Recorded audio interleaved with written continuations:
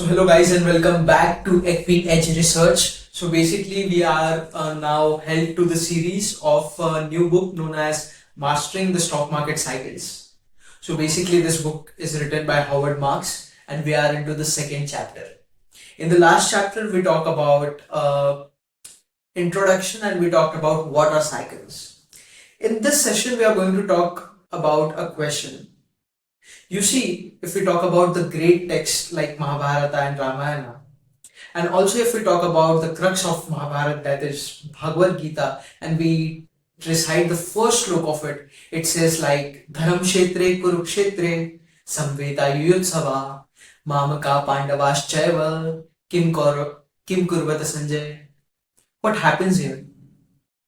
Dhritarashtra is asking his charioteer Sanjay that in धर्म क्षेत्र कुरुक्षेत्र मेरे पुत्र तथा पांडवों के पुत्रों ने क्या किया. It starts with a question. जिज्ञासा से शुरू हुई. आप ऑब्जर्व करिए कि जितने भी ग्रेट टेक्स्ट है जिसके बहुत अच्छा क्रक्स निकलता है, which are best sellers from thousands of years like Ramayan and Mahabharat, the start of them starts with a question. वो एक जिज्ञासा से शुरू होता है. अगर हम बात करें अर्जुन और कृष्ण की संवाद की, तो जब अर्जुन के हाथ से गांडीव छूट जाता है और कृष्ण अपना अवतार दिखाते हैं, तो अर्जुन पहले तो खुद को सरेंडर करता है and then questions the supreme, what should I do. Arjun के मन में जिज्ञासा है कि अब मुझे नहीं पता क्या करना है, तो अब कृष्ण आप हमें बताइए कि क्या करना है. So here the question for us in our context is why is it important. जैसे अर्जुन के लिए था कि भक्ति योग कर्म योग इन सबको क्यों जानूं, वैसे ही here for us we have why to understand cycles. So author writes that the odds for us to win changes as we change our positions in the cycle. If we don't change our positions, we are little bit ignorant or pessimistic towards cycles. If we are really ignorant towards cycles, will be not allowed to tilt the odds into our favor or using odds into our favor. If we had a little bit of investment of our time in understanding cycles, we would have taken bets more aggressively against the odds that come into our favor. Now, in the next thing, we are going to understand about investment. What is an investment? Investment are the matter of preparation for future. This is the simple definition of investment. What is the task of an investor? That we assemble portfolio that we hope will get an adequate return or substantial potential gain for us in future. If we talk about us and the professional investors, what is the difference between an average investor and a professional investor? If we say we just have to generate portfolio, we just have to allocate the capital that we have into a set of stocks which is collectively known as a portfolio, and we have to generate returns. What is so difficult in it? This is a simple process. But as we told, all simple things are not easy. What professional investors do is they try to generate more return as compared to average investors, and they generate more returns as compared to the market benchmarks. This is very important.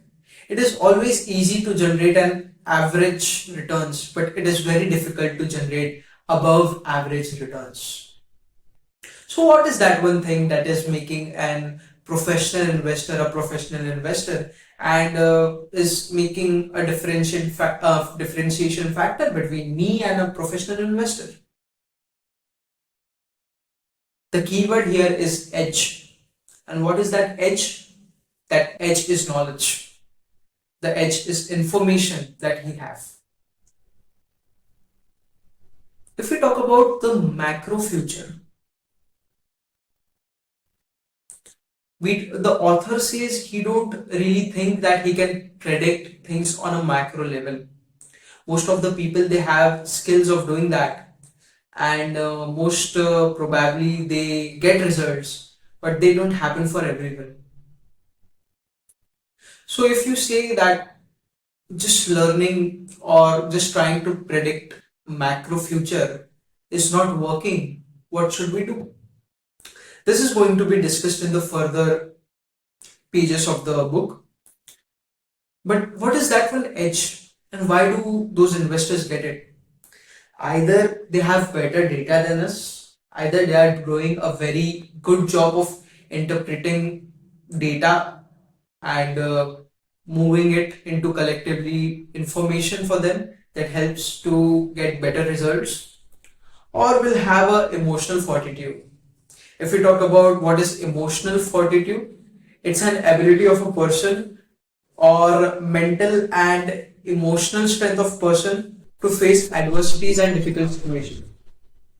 So if we talk about uh, if we have some information, let us take two cases. If we have case one as a normal individual investor, and if we have a professional investor. An individual investor, if we have the same information as an individual investor, if our method of analyzing is same and we are going to derive the same results, and we are going to come into the same conclusions, and then we try to expect that we are going to generate an above average return, that is an unexpectable expectations. That should not ideally happen. Basically, if we talk about author, the author says when he talked to Warren Buffett, he told two things are very important to understand. And those two critical things are, you should know information that is important to know. And the second one is information that should be knowable. So basically, if we want to become a very good investor, we should invest our times into three things. Basically, the author writes us to understand more about the knowables, to understand about more fundamentals and foundations of securities, stocks, and the markets, to pay the appropriate price to come or to invest into the fundamentals. And the third one that is most important is understanding the investment environment we are in and deciding how to strategically position our portfolio. Very important. We must be very specific about what is the information that is coming to us and what are we deriving the conclusions based on that. Because the conclusions that we derive will be strictly based on the quality of data that we receive.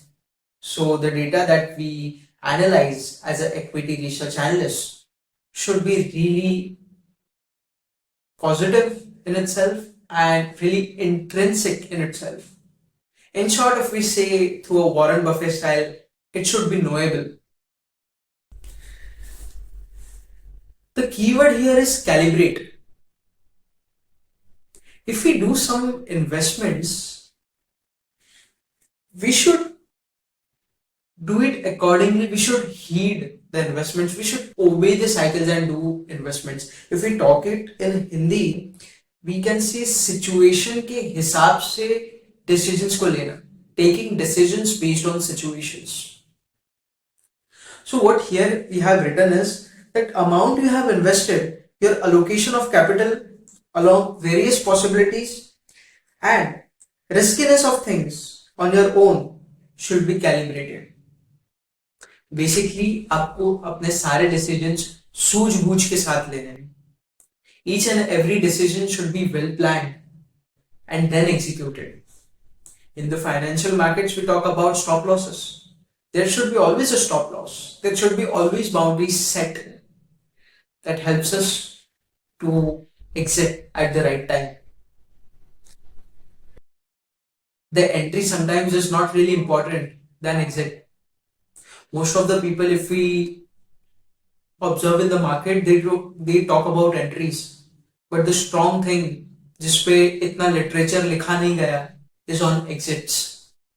We don't see a lot of exits. We don't see a lot of exit reports in the market. That happens due to the contribution of management and the research analysts and get out of ethics, but that's a different story altogether. He also says that when you're getting valuations at really cheap, you should be really aggressive. And when you think the valuations are too high, pull yourself back. This is not as simple as how it seems to our ears or how good it feels to understand. It is really difficult for an investor to predict the right price or the intrinsic price of stock and the future potential of the stock. Hence, it is said the professional investor on creating an above average return takes a lot of hard work and patience. Another keyword is tendency. Hindi में प्रवृत्ति कहा जाता है. So if the factors that influence market are predictable, most of the people will predict it. But there is a statement in market which says there are always moving factors in the market. There are always variables in the market. The problem is when the variables that are moving keep changing. So if we talk about tendencies, like this is a story which is said by Parth Verma sir. There was a frog and there was a crab. और वो दोनों एक कुएं के पास थे और side से अचानक से बाढ़ आने वाली थी. तो पानी लेके चला जाता तो जो फ्रॉग था he asked crab to sit on his back. The frog made an agreement that he will not bite. But the time when crab sit on the frog's back and the frog launch, the crab bites and both of them fails. दोनों डूब जाते हैं. तो frog पूछता है crab से कि ऐसा क्यों किया. ही सेज मेरी टेंडेंसी है, मेरी प्रवृत्ति है, मेरी फितरत है वो. Now we are going to talk about the tendencies which before some time we were telling will come to the later pages. It's okay that we cannot predict the macro future, but we can predict the tendencies of market. We can understand or we can predict what should happen or what can happen. We also want to understand about risk. We listen to the word a lot, and the word is risk in the financial markets, but we don't have a specific definitions to it. If we talk about risk, what could be the biggest risk? The biggest risk could be the risk of likelihood to exhaustion of or permanent loss of total capital, or it could be a opportunity miss or a opportunity risk where you are missing potential gains. It could be risk of possibly not happening of things that you tend or you feel should happen, because their expectations and market doesn't move with your expectations. And we are in the financial markets, and in financial markets, if you really want to survive, you have to go with the trend. You need to hug the markets. You need to say, I'm not right. Market is right. And market is always right. So essentially the risk says that we don't know what will happen, and that is the greatest risk. Each factors that are moving, they have comparatively a lot of risk. So basically when we talk about risk is when more things happen than that what we have predicted can happen. ज्यादा variables ने affect किया as compare to जो हमने predict किए थे. In theory, we can very well create a portfolio that generates a very good and adequate returns, where we hedge ourselves from difficult situations or difficult odds. But when we are coming to investing and doing it practically, it's really difficult. Anyone hoping to deal successful with the future has to create. First is the probability distribution of long run. Even though many things can happen, only one will. If, for example, we thought of a particular stock which are affected by 4 to 5 variables that constantly affect the markets or the particular stock, only one thing out of that thing is going to happen. Now, what we need to think is, it is good that we created a view on it whether what will happen. But the author says one more thing is really necessary is to check, to have a SWOT analysis of really what is the proportion of you winning or you matching with the results of the markets. Investing success is like choosing lottery winner. Let us take an example for this. A successful investor is a person, let us suppose we take an analogy, we have balls full of chits. And what are these chits? These are probability distributions. An investor knows what chits are there or what are the probabilities of winning lotteries in the board. A professional investor is not a person who knows how to predict future, but he is a person who has an above average return as compared to that of retailers.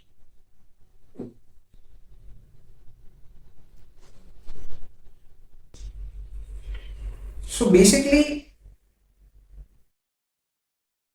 if we move more further, and if we talk about decisions, we talked about now that when we are taking decisions, we should we come to conclusions based on something. Let us suppose I want to buy Hindustan Motors on XYZ price, and I feel the prices are going to rise.